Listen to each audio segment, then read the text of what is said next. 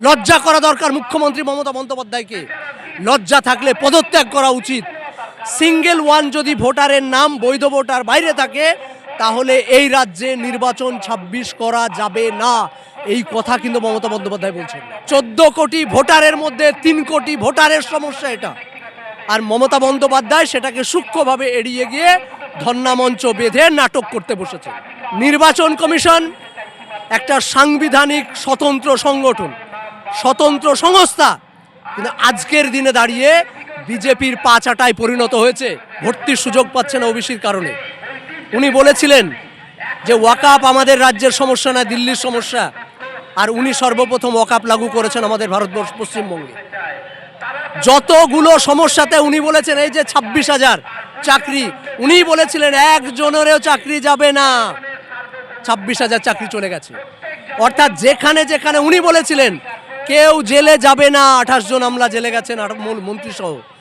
যত জায়গায় মমতা বন্দ্যোপাধ্যায় বলেছেন যাবে না, হবে না, করতে পারবে না, তত জায়গায় বাংলার মানুষকে সমস্যায় ফেলেছেন পদে পদে।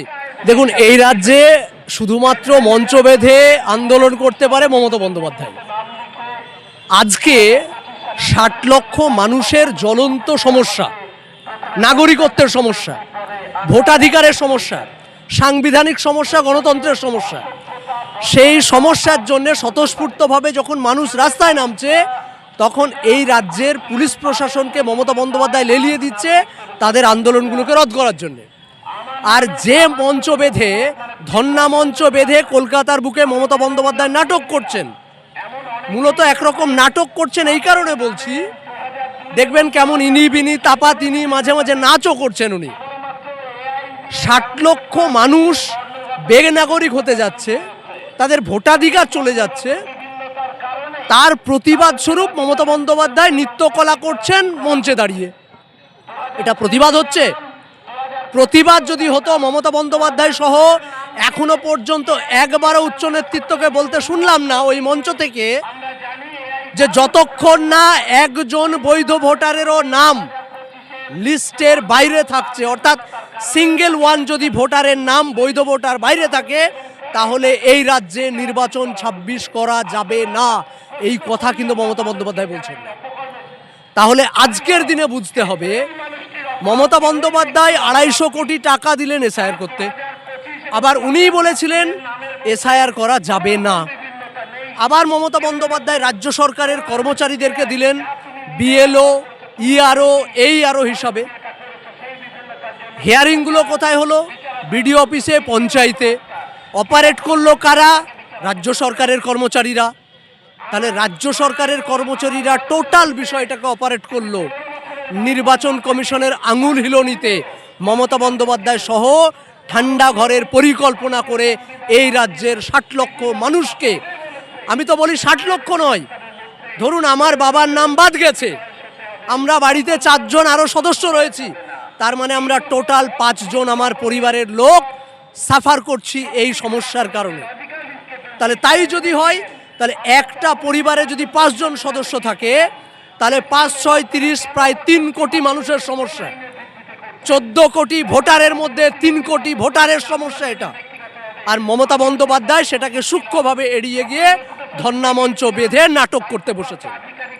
কেন পরিষ্কারভাবে ঘোষণা করছেন না যে এই রাজ্যে কোনো রকম নির্বাচন হবে না একজন ভোটারকে বাদ রেখেও?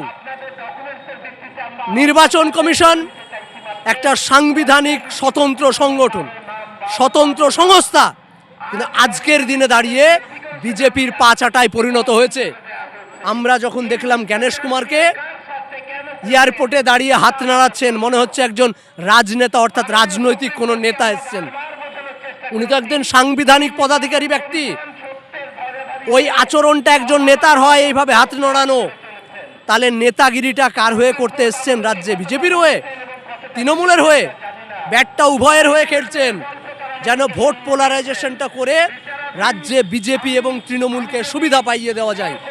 মানুষকে ভীত সন্ত্রস্ত করে মুসলমানরা ভোট দেয় তৃণমূলে, আর বিজেপিকে হিন্দুরা। অর্থাৎ এই যে ভোট পোলারাইজেশন, এটা মমতা বন্দ্যোপাধ্যায় এবং নির্বাচন কমিশন মিলে সূক্ষ্ম পরিকল্পনা করেছেন। না হলে আজকে আমরা যেমন গলা উঁচিয়ে বলছি যে একজন বৈধ ভোটারের নাম বাদ থাকলে নির্বাচন করা যাবে না। এই কথাটা রাজ্যের সাংবিধানিক পদাধিকারী মমতা বন্দ্যোপাধ্যায় এখনো পর্যন্ত একবারও বলার ক্ষমতা হয়নি। কেন?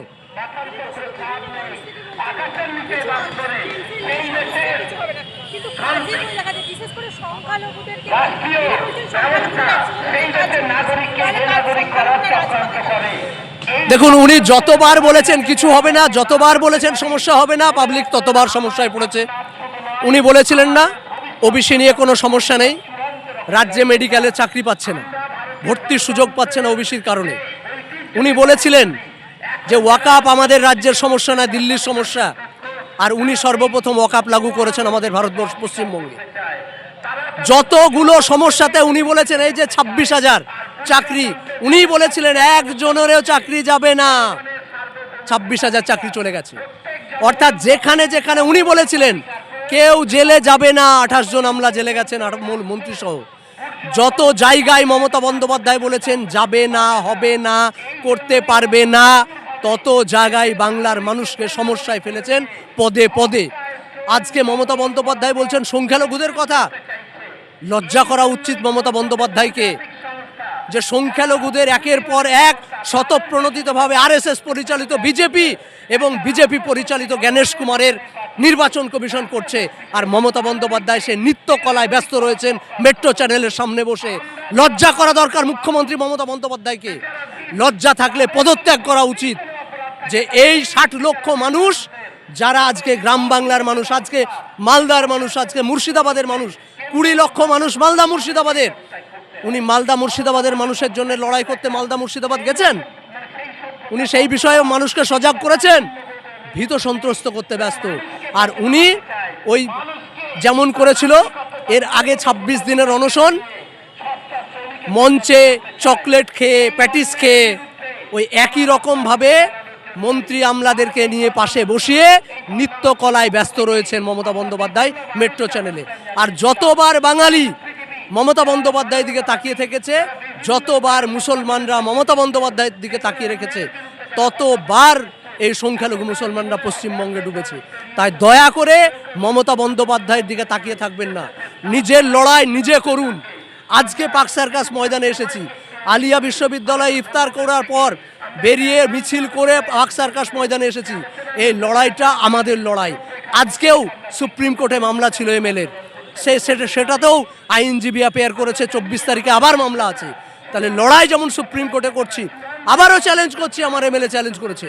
মমতা বন্দ্যোপাধ্যায়ের ক্ষমতা থাকলে রাজ্য সরকার এসআইয়ের বিরুদ্ধে লজিক্যাল ডিসক্রিমিনেশন নামে যে